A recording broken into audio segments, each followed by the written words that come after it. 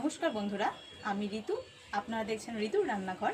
আজকে আমি রান্না করব আলু কাবলি স্টাইলের নিরামিষ আলুর দম এবং পরোটা।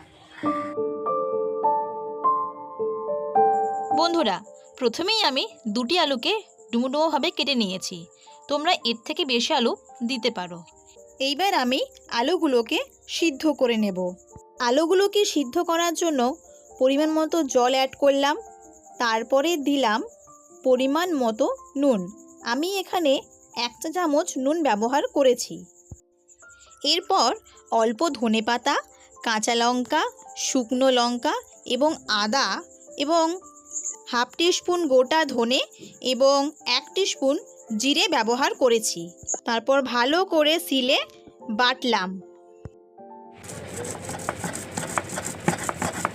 দেখতেই পাচ্ছ বন্ধুরা কতটা মিহিভাবে বাটা হয়েছে। আমি এখানে শিল ব্যবহার করেছি। আপনারা চাইলে শিলের পরিবর্তে মিক্সারও ব্যবহার করতে পারেন। দেখতেই পাচ্ছ বন্ধুরা আলুটা কতটা পারফেক্টভাবে সিদ্ধ হয়ে গিয়েছে। এরপর একটি ফ্রাই প্যানে সর্ষের তেল দিয়ে তার মধ্যে শুকনো লঙ্কা অ্যাড করে ভালো করে ভেজে নিতে হবে। তারপর সেই তেলে 1 টিস্পুন গোটা জিরে দিয়ে ভালো করে ভাজুন যতক্ষণ না একটা ভালো স্মেল বেরোয়। এরপর ওর সঙ্গেই কালো গোটা সর্ষে আমাদেরকে অ্যাড করে ভালো করে ভেজে নিতে হবে। সব কিছু ভালো করে ভাজা হয়ে গেলে যে বাটা মশলাটি ছিল সেটি এর সঙ্গে অ্যাড করে ভালো করে ভেজে নিন। তারপর এর সঙ্গে অ্যাড করুন 1 টিস্পুন হলুদ গুঁড়ো। সব কিছু একসঙ্গে ভালোভাবে ভেজে নিয়ে যে সিদ্ধ করা আলুগুলি ছিল সেগুলো এতে দিয়ে দিলাম। এরপর মিডিয়াম টু লো ফ্লেমে ভালো করে মশলাটার সঙ্গে আলুগুলোকে মিশিয়ে নিন যতক্ষণ না পর্যন্ত আলুগুলোর রং চেঞ্জ হয়। দেখতেই পাচ্ছ বন্ধুরা আলুগুলোর রং কতটা চেঞ্জ হয়েছে। তারপর শেষে ধনে পাতা দিয়ে ভালো করে আরও একবার মিশিয়ে নিন।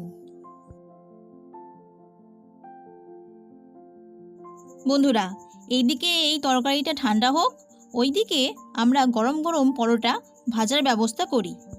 আমি এখানে 200 গ্রামের মতো ময়দা ব্যবহার করেছি। ময়দাতে ময়নের জন্য তেল এবং স্বাদের জন্য নুন ব্যবহার করলাম। তারপর ভালো করে সব কিছু মিশিয়ে নিয়ে এতে জল অ্যাড করলাম। আপনাদের সবাইয়ের কাছে আমার একটা অনুরোধ রইল, এই নিরামিষ আলুর তরকারিটা একবার অন্তত বাড়িতে বানিয়ে দেখুন। অসম্ভব টেস্টি এবং পরোটার সঙ্গে খুব ভালো লাগবে আপনাদের। দেখতেই পাচ্ছ তোমরা আমি একটা খুব সুন্দর নরম ডো তৈরি করে নিয়েছি এবং সেটা থেকে লিচিও কেটে নিয়েছি। পরোটার সাইজ আপনারা যেমন ইচ্ছে তেমন করতে পারেন। আমি এখানে গোল করেছি। বন্ধুরা, ভিডিওটি যদি ভালো লাগে অবশ্যই লাইক এবং কমেন্ট করবেন। প্রথমে তাওয়াতে একটু তেল দিয়ে নিলাম। তারপর তার উপর পরোটাটি দিয়ে ভালো করে সেঁকে নিলাম। ভালো করে সেঁকে নিলে এবং তারপরে ভাজলে পরোটাটি খুব নরম এবং খেতেও খুব সুস্বাদু হবে। এরপর হালকা তেল দিয়ে পরোটাটি ভালো করে ভেজে নিন।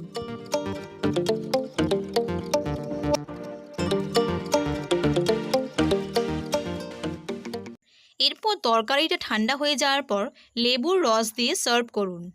এইভাবেই নিরামিষ আলুর দম আপনারা ঘরেই বানিয়ে নিতে পারেন।